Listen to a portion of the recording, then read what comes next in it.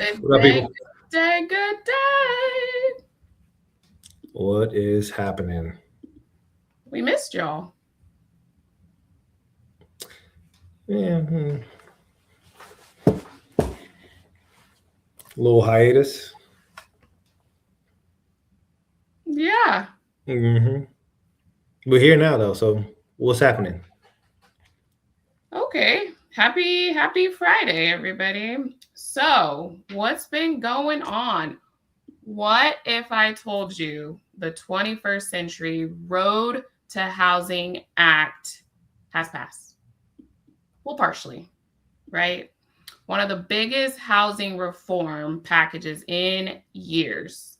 Most homebuyers have no idea how it could affect their ability to buy a home in the future. So today, we are going to break down what that legislation is, what it means for real estate, and what it could mean for home ownership opportunities across America. Brian, why are we talking about this?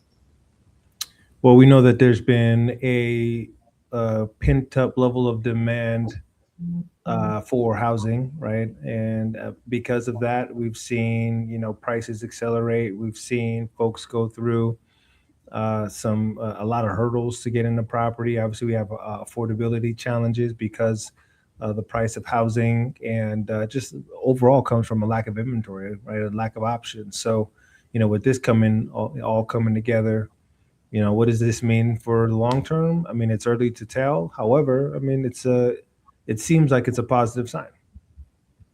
Yeah, I mean, America has been, I would say, underbuilding for years. I feel like we feel that more intensely in California. Like just industry shortages, like rising construction cost, and you mentioned just a second ago, like affordability challenges. And we have increasing demand, I feel, especially in California, which honestly contributes to today's like housing crashes crisis housing crisis. We don't want to Oh, crash. careful on the word crash. Yeah, we don't want to crash. I don't know why I said that. So Brian, I definitely want to talk to the point of what this bill actually does for the consumer. And one of the major things is encouraging the construction of additional housing, which would include entry level and workforce housing. And I think that a lot of people have been voicing that they are struggling to find an entry level home. um, the bill supports redevelopment and conversion of underutilized properties into housing. So Brian and I, we go to a lot of sporting events, and if you know Crypto Arena downtown LA, there is this massive high-rise building that has just been left abandoned. It's got graffiti all over it. Every time we drive past it, we think, why has no one developed this? Why hasn't it been utilized for maybe affordable housing? Brian, how many times have we talked about this? And now I wonder, will this bill be able to utilize that for the one thing we've been talking about? Yeah, I think that I don't know about that building because that's a serious development, right? Typically, is for it was supposed to be a hotel, and so yeah.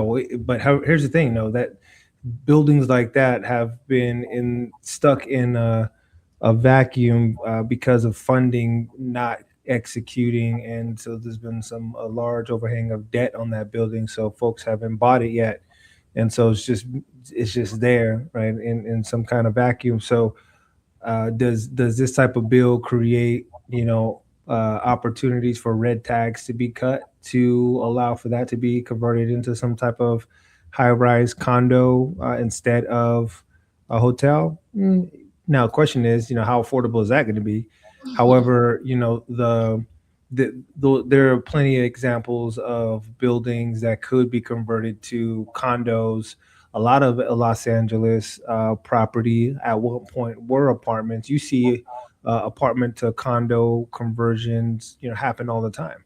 So, could that be the bill that pushes, or could this be the bill that pushes developers and investors to jump in more into converting apartments into residential condominiums. I don't know. Right. Well, to even touch on, that you mentioned, will it become more affordable? Does it pull the red tape? But one of the things about this bill is it will provide tools and incentives to be able to modernize and rehabilitate those existing housings. And then those incentives create frameworks to help local governments address also the housing barriers within that, and expand on opportunities to increase housing supply nationwide. So they're really pushing for this to happen. So I know home buyers are listening to this and saying, well, what does that mean for me? Brian, anything you want to add to that? I mean, bills like this take a lot of time to unwind. So I don't know that it changes anything today. I think if you can afford a home today, I think if you can afford most importantly, the mortgage payment today, I think you continue as uh, as planned.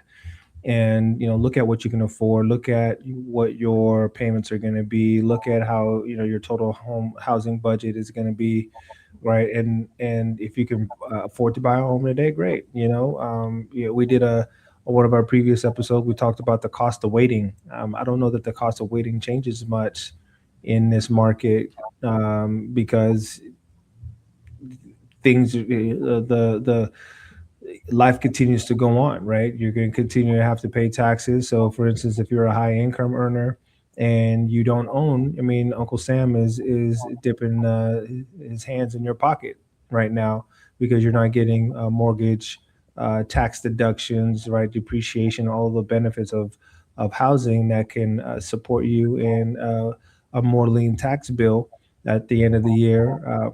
Those are all things that you want to consider, especially if you're making higher income, right? If you're a good income earner. For folks who are renting right now, right? Rents are going to continue to do what rents do, right? Landlords are going to continue to do what landlords do. So what does that mean for you? If you're tired of getting your rent payments hiked on you every few years, all right, well, maybe you want some consistency in what a mortgage offers you, meaning payments don't change unless you refinance, right? And so those are all options there. So I think that with everything going on, this is a great bill. I think it will help. However, let me take the word great out. I don't know, right? I don't know what this is going to look like in 10 years, 20 years. I haven't gone through the every line of the bill. So, sometimes with bills like this, they give you something and then take something else away. So, my skepticism or pessimistic self, which I'm not very pessimistic. I'm kind of in the middle of optimistic and pessimism. However, but that side of my brain tells me that we'll see. Right, this is a wait and see game. It sounds good. However, I don't know that anything changes today or maybe next year. Right, this has been a multi-decade issue, and this is not going to be resolved in a couple years. Well, yes. I mean, we do not know what the future holds, but at the end of the day, where my mind goes, just more housing supply create more choices for buyers. Like if 10 families want one house, prices go up. If 10 families want 10 houses, then prices stabilize. So I feel like the bill is truly working to tackle that. Like, okay, Brian mentioned it will not guarantee, lower home pricing. However, I think it's a long-term strategy just overall to improve affordability and reduce intense competition. I feel like that is one major thing that people talk about in California is just the competition and the pricing when it comes to that competition. Yeah, I hear what you're saying. My point is, it's a slow trickle. Point blank. It's not going to change anything this year. It's not going to change anything drastically next year. The following year, maybe. right? So, at the end of the day, yeah, being able to have more supply is positive, right? And making it sustainable for home buyers. And now, for those of you who own a home, you could probably care less. You're like, it's all good. I want to see my appreciation. Now, if you got kids who are looking to buy a home and you want them out of your house and into their own house, you probably care. So, those are things, these are things that it just depends on what side of the fence that you're on. But ultimately, at the end of the day, I go back to, what are your economics today? What's your buying power today? What's your affordability today? What's your credit score today? What do you need it to be? What kind of property are you looking to own? What's your lifestyle, right? Where are you going to be in 1 year, 3 year, 5 years, 7 years? I'm a big fan of buy and hold, but like if you're buying, stay in it. You can't go wrong with buying a home and being in it for a minimum of 5 to 7 years.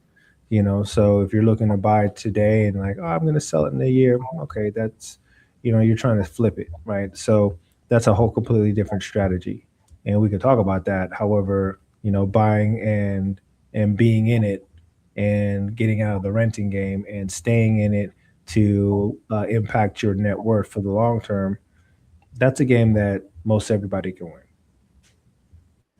Yeah, I can appreciate that for sure. Now, I hope so. I question, hope you can appreciate that. the question I've been seeing circulate is, well, this all sounds great, right? For first time buyers or, people wanting to start in the investing world. However, what does this bill mean for the institutional investor conversation, the BlackRocks, the Wall Street? Because that's what everyone's wondering. Does that make those type of investors jump in? Are they allowed to jump in? I mean, that's a whole separate like headline that I'm seeing right now. Yeah, from what I understood, and I'm probably wrong. However, the provisions around BlackRock being restrained from buying and forced to sell, I think that was removed. So that's what I think got this bill over the hump. It was tied up around that type of policy. So there really is not any change around what BlackRock and State Street and Waypoint Homes, all those folks, what they're doing in regards to having to sell or being restrained to continue to purchase. So now, I mean, all those companies combined is a small fraction of the general homeownership pool. So them not being able to buy and them selling is a drop in the bucket compared to the overall pool of who owns property today. So whether they had to sell or whether they're restrained from buying, I don't know that that changes anything. Particularly if the bill is also arranged to or set up to help people affordably buy homes by creating more inventory. So I think it'd be a net gain over time for homeowners out there or potential homeowners. Well said, my friend. Because I know that was, yes, I'm my best friend.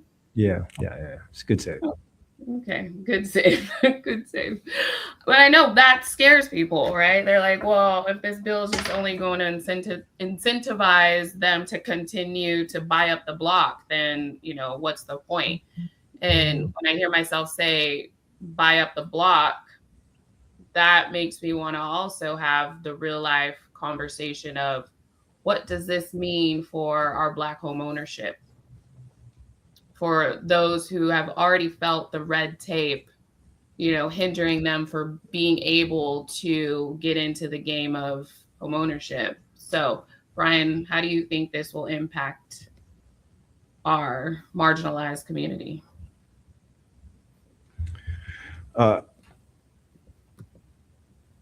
I don't, for the most part, I think the damage is already done. And I think that there's unless there's some very specific bills passed, I don't know that this is going to change anything. I think that there are some positives today, although that if you look at the metrics, the home ownership rate hasn't improved. If not, it's declined over the last few decades for marginalized communities. So in that regard, I believe it's on forums like this one. It's like forums like others uh, that have these conversations, discussions.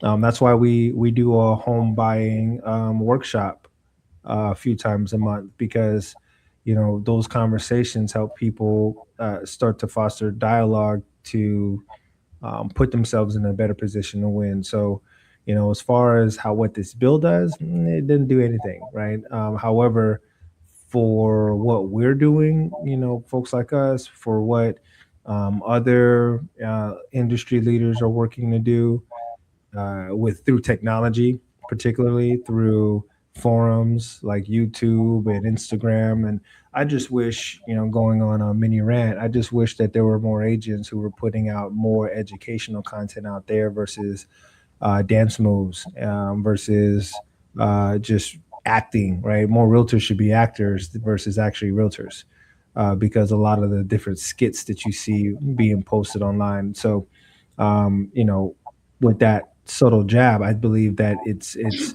was a you know big jab. I just would challenge our realtors and within the sound of my voice, or within reach of this post, to uh, ask themselves uh, intentionally, like, how do I put out better content that would educate people more than entertain? I think entertainment can come through education.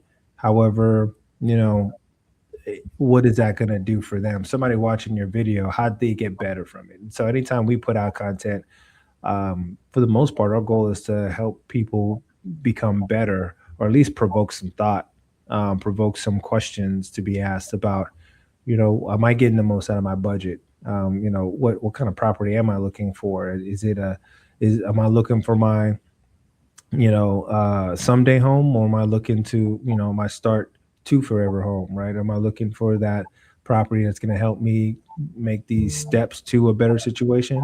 Or am I going to box myself in and be, house poor?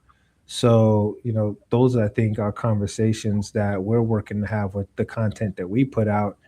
And, I think for the most part, that's going to better impact our communities, because there's been gatekeepers over the years, and with internet, with YouTube, with technology, there's no reason why there would be any excuse to not have information to be able to make better purchase decisions. Facts. Facts right there. I felt the passion in that. It was a little Definitely. dry but direct. I feel like Yeah, you're a smidge dry today, I but didn't I didn't really I didn't really get into my finger pointing and my chest beating. However, I trust that the tonality allowed for some, what did they say? You could say anything when you're smiling and backing up. I wasn't smiling though, so I hope it was taken well. I know our everyday home buyers and sellers were like, "Yeah, I'm right." For my agents out there, yeah, it was. I'm talking to you. What you gonna do okay. about Dang, Sean, it? Yeah, I you're a said it. little Go spicy today. go help somebody. You guys, stop sending him real estate TikTok videos, because then you get this Brian. He's over it, right? No more twerking on kitchen counters or jumping in the pool with your clothes on, people. Yeah. Let's get to educating. So, I mean, I know in this, short, brief segment of announcing the bill and, what to look forward, I mean, the takeaways I'm hearing you say is it's not a magic wand. It's not going to suddenly make housing instantaneously affordable, right? However, it will address, the housing supply. And, I love that you still touched on while this bill is being developed, while it sounds amazing, we still want to focus and make the main thing, and is, you know, making sure our first time home buyers have the education that they need to be able to buy, you know, in any market. Good, bad, ugly, sad, rates high, rates low, prices increasing, prices decreasing. We just want to make sure that you can stand 10 toes along with us in any market. And this bill is only going to help make this dream a reality as it continues to, you know, unfold there. Yes. Oh, did you have your coffee today? No, I don't. You know, I don't drink coffee. I'm being facetious right now. My tea was extra weak, so I needed to. Should have had 2 tea bags today. Oh my Green goodness. tea and kicking in for me today. Well, let me cut you out and we'll keep my segments. You know, with technology, it's very possible that you're able to do that. Actually, Let's just chop it up. Chop it up. I will say though, you know, NAREB, the National Association of Real Estate Brokers, were a big part of pushing this, you know, this bill. And, you know, as myself as a director for KRAB, which is the California chapter of, you know, NAREB, like we're not just talking about housing units, like we're truly talking about home ownership opportunities. Like all the jokes aside, we're literally talking about closing the wealth gap with this bill, and just creating more opportunities for families. And, you know, Black home ownership still remains below national average. And that was a big part of pushing this bill. So with the results, again, I think entry-level housing becoming more available, expanding access to home ownership opportunities. I mean, it can really become a step forward, an important step forward towards increasing home ownership and building generational wealth. So I will leave you all with that message and continue to check in as this bill unfolds and we can continue to educate you and see what the direction of it really goes. Any final thoughts, Brian? And I'll say, you know, as we exit, you know, we have forums that are set for people to be able to learn about the process. So for those of you who have a family member or friend, somebody that is looking for some general information, we talk regularly about the 7 mistakes most home buyers make when buying a home. And so tap into that, right? And you'll see the link on this video. Tap into it, right? See when the next home buyer workshop is, and get yourself some information. We talk about down payment assistance. We talk about negotiations. We talk about best practices. You know, we're seeing folks win with some of the information that we're offering, and we're excited about that. So when in doubt, tell a friend, tell a family member, tell somebody that you care about that's looking to impact their net worth and impact their financial, you know, viability in the future with housing. So look out for that. Again, I know you know where our hearts are at, and we're looking to really help people with impacting that home ownership gap positively. So, Mercedes, I just want to tell you, thank you for what you do for the community. Well said. Well said. Okay. Respect. All right, y'all. Everybody. Stay tuned for your next episode of RESWealthy Talk. Let's get it.